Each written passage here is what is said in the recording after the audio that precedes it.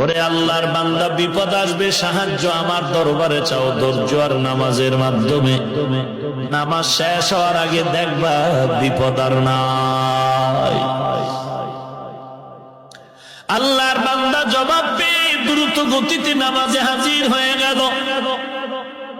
নামাজে হাজির হওয়ার পর জুমার নামাজ শেষ, বারান্দায় গিয়া বান্দা নফল পড়ে পড়ে চোখের পানি ছেড়ে কান্না করে, ও দয়ার মালিক, তিনটা মহা বিপদ মাথায় নিয়েও তোমার দরজা ছাড়ি নাই রে আল্লাহ, তোমাকে ভুলি নাই রে মালিক, কুদরতি জিম্মায় তুমি এই মুসিবত থেকে হেফাজত করো। আল্লাহর বান্দা যুবক কান্না করে দোয়া করে, কান্নার চোখ নিয়ে দোয়া শেষ করে এবার বাড়িতে রওনা।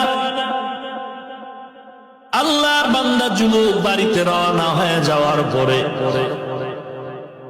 ঘরের দরজা দিয়ে ঢুকার আগে তাকায় দেখি হারানো গাভীটা তার ঘরের দরওয়াজার সামনে দাঁড়ানো।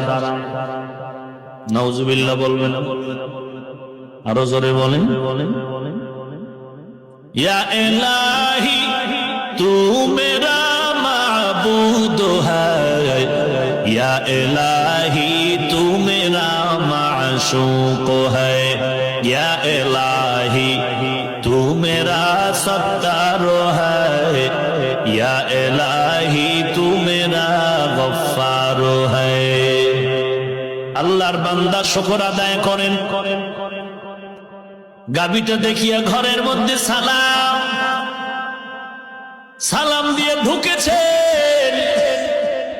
ঘরের মধ্যে যুবক ভেতরে ঢুকে সালাম দিয়া তাকায় দেখে আল্লাহর বান্দি তার স্ত্রী বসে বসে রুটি তৈরি করতেছে। আল্লাহর শুকর আদায় করে কথা না বলে আবার বের হয়ে দৌড়ায় গেল। নামাজ পড়ে সমাধান চাইলাম, দুইটা নগদ। জমিনের কি হালাত! আল্লাহর বান্দা দ্রুত গতিতে দৌড়ায় গেল, গিয়া তাকায় দেখি নিজের জমিনটা পানি দ্বারা ভরপুর হয়ে আছে। আবার ব্যাক করে ঘরে হাজির, ডাক দিয়া বলে স্বামী, ডাক দিয়া কয়, ও বিবি আমার, যে আটার বস্তা আমি আনি নাই, কেমন করে তুমি আটা পেয়েছো? আল্লাহর বান্দি চোখের পানি ছেড়ে বলে, স্বামী আমার, তুমি যখন নামাজে রওনা হয়ে গেছো, আমি একটা সেকেন্ডের জন্য ঘুমাই নাই। সুন্দর করে আমি ওযু বানাইয়া নামাজের মুসাল্লায় পড়ে গেল। কান্নাকাটি করে দোয়া করলাম, হে মালিক, মহা বিপদ থেকে তুমি কুদরতের হাতে হেফাজত করো।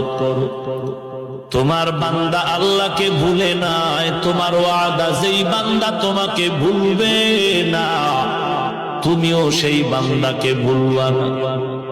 আল্লাহর কাছে দোয়া করলাম। নামাজ কমপ্লিট করার পরে আমার পাশের ঘরওয়ালা বস্তা নিয়ে ঘরের দরজায় দাঁড়ায় গেল। ডাক দিয়া বলে, ঘরওয়ালি, বস্তা নেও, আটার বস্তা নেও। কিভাবে আপনি আটার বস্তা দিলেন? কার? বলে, এটা তোমাদের বস্তা, আমার আটার